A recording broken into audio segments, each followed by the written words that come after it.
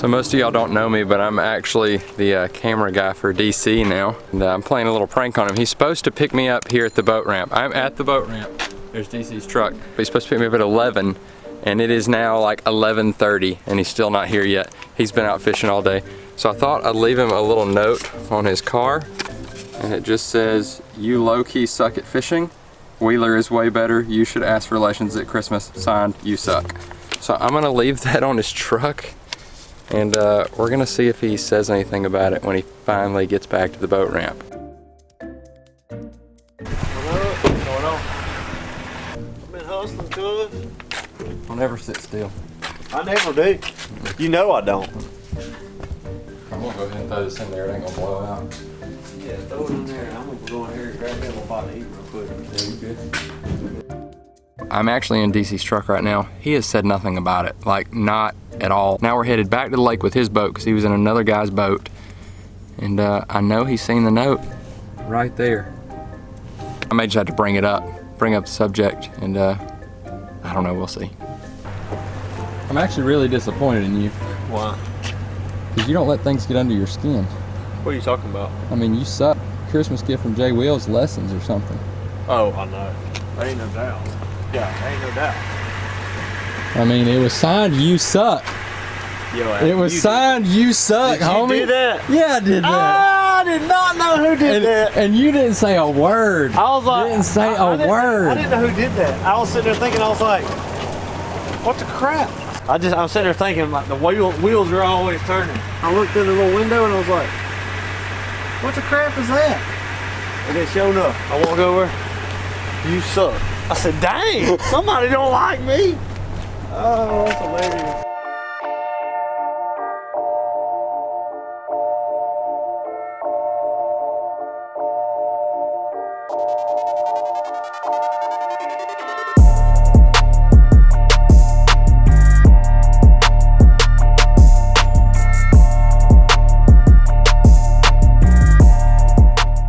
Right there, think we're gonna bite?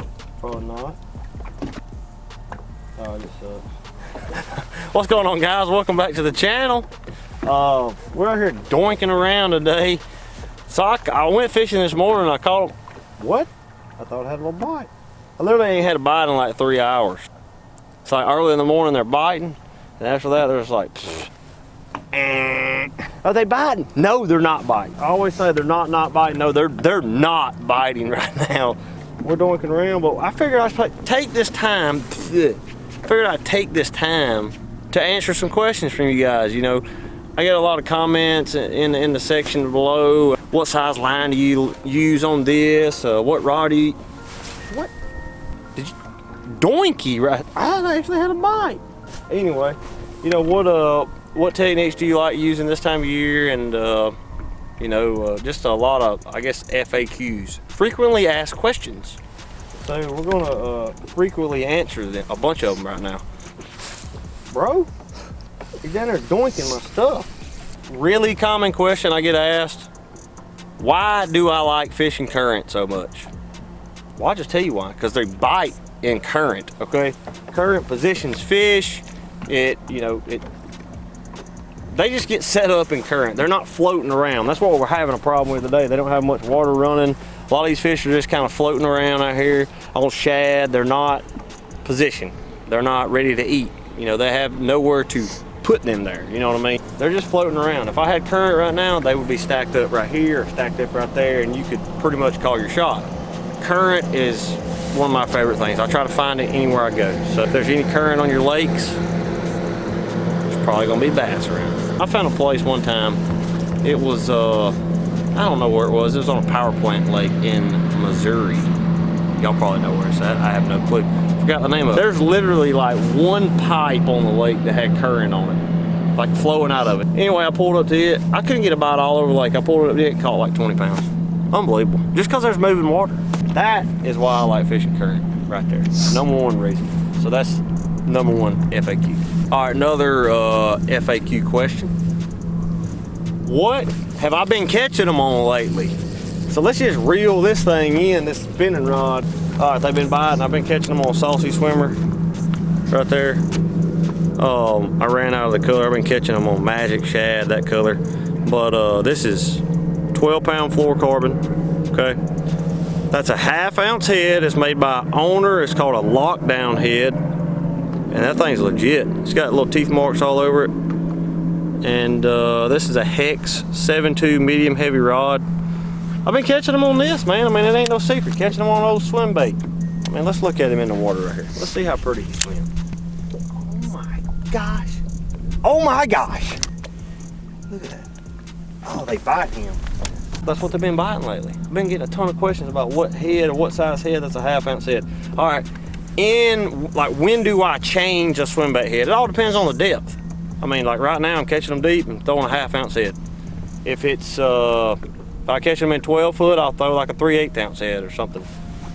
It really just depends. Also, man, I'll tell you what else. I've seen it where the size head, you know, the faster you're gonna reel, the heavier the head, the faster you gotta reel that swim bait to keep them up off the bottom.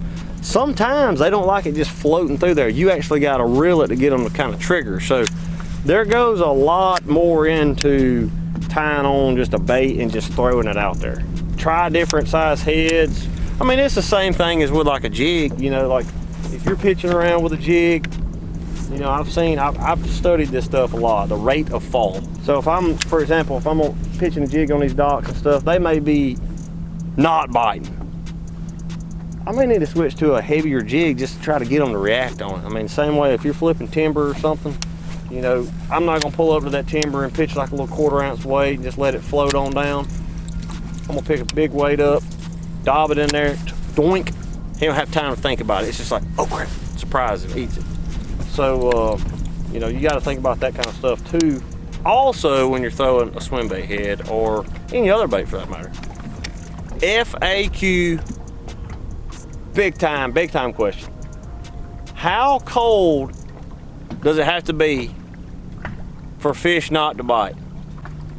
Never too cold. They have to eat. They got to live. I will tell you this, the colder it gets, the better they bite, for me. But there is a threshold. Like for any other bait out there, there's always like that threshold. So like, for example, for a topwater bait, I feel like 60 degrees is like that threshold, where it's like 60's good, 58, 57, 56 is kind of like, your bites are starting to kind of diminish. I mean, I've caught one on a spook in like 48-degree water temp, I have, but they were biting good. So there's a threshold, and I feel like where I live now, Central Alabama, I know these guys, you know, for a lot of guys up north, this is like hilarious. Our water temps don't hardly ever get below 45. They just don't. I mean, a lot of the part of the country don't get below 45. But if it dips down into like 46, 45 around here, like on the Coos River, buddy, you talking about sucking. Terrible. I mean, I've fished out here where like these pockets and stuff were covered in ice before. It don't happen very often, but when it does, you cannot buy a bite. Now, a lot of it has to do with the water color. I mean, majority of the time when it gets that cold, it's raining. I thought one was blowing up over there. Raining a lot and dirty cold water, terrible, terrible. So we got wintertime coming up. Right now it's clear. I mean, it's real clear.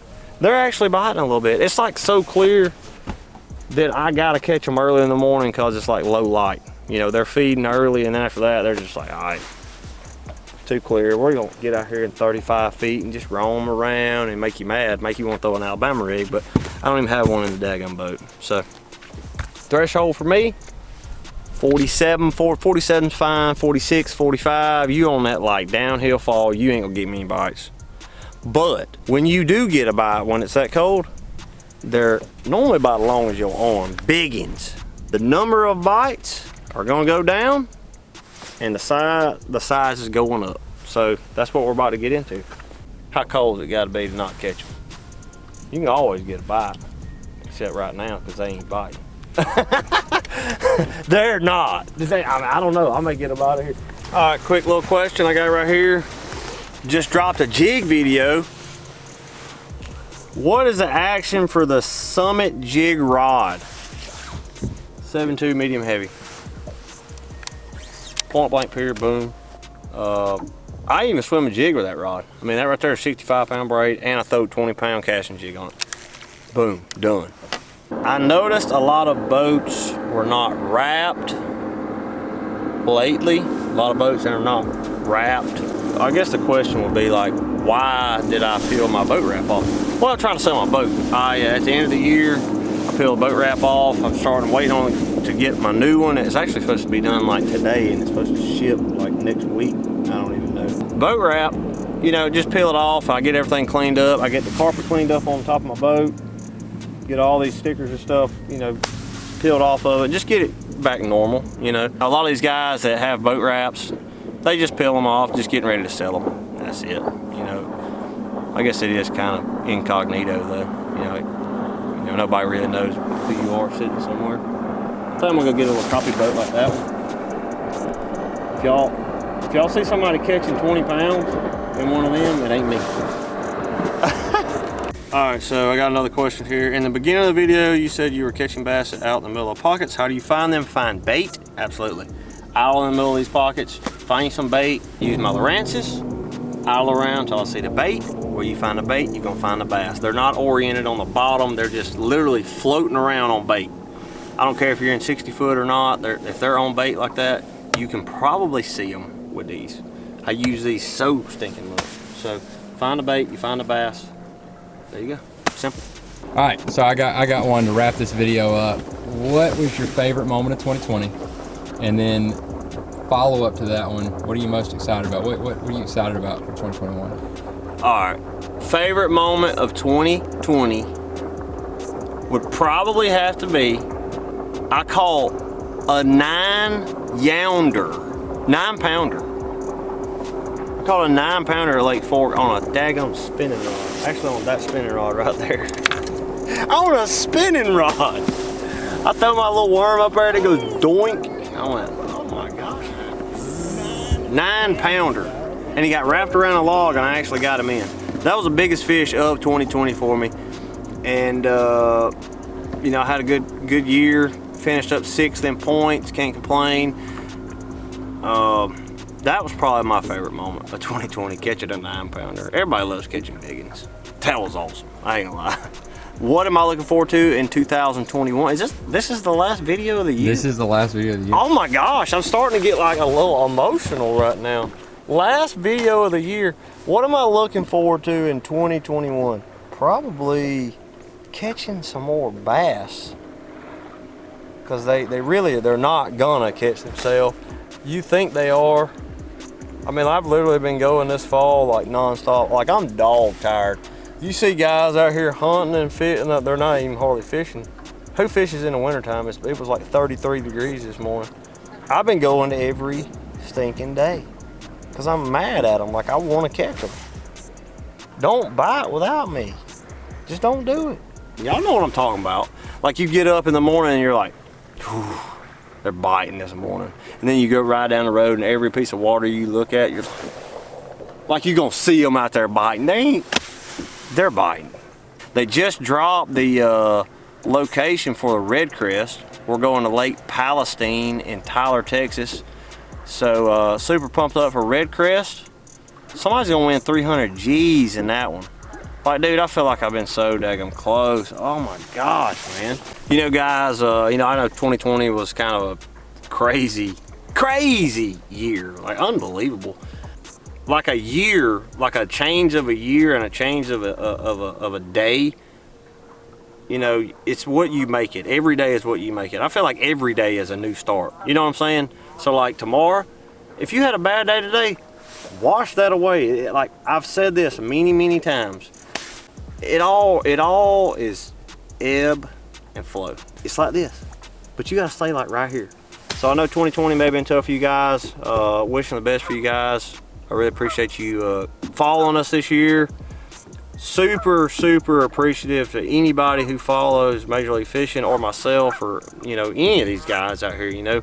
Very fortunate to get to do what I love to do. Oh my gosh, so blessed. And I don't take it for granted any day. That's why we're out here trying to catch them all the time. Just try to get better and better, you know. So next year, hoping to top 2020, it starts at the red crest. But we're gonna have a lot of videos out for you guys like coming out here soon in the next month. New boats coming in. We're gonna do a whole little boat setup video. Do the grass setting up. We're gonna get them poles put on there. We're gonna get the trolling motor put on here. We're gonna get it all rigged out, man. So super excited. To give y'all one piece of advice. Turn off the news. Turn off Facebook. Turn it all off. Hang on, after they watch the YouTube videos. Yeah, after y'all watch our YouTube video, turn everything off. Like watch the YouTube video and then cut it all off. You know what I'm saying? And then get out and enjoy God's creation. Because I promise you, right here where you at is the most therapeutic place. Like look at that guy right there. He's chopping, bro. He's having a hell of a time. Man. Woo woo! That's what I'm talking about right there. So get on out there and enjoy the great outdoors. I know you guys like it. You wouldn't be watching this channel if you didn't like getting outside. So I promise you, this is the safest place you can be. You ain't got no news, you ain't got politics, and I promise you ain't got to worry about the damn Rona out here. Y'all have a good one. I appreciate you tuning in. I don't even like mentioning that BS. We leaving all that in 2020. Thanks for tuning in, guys. Until next time. Actually, until next year, which is in about a few days. See ya.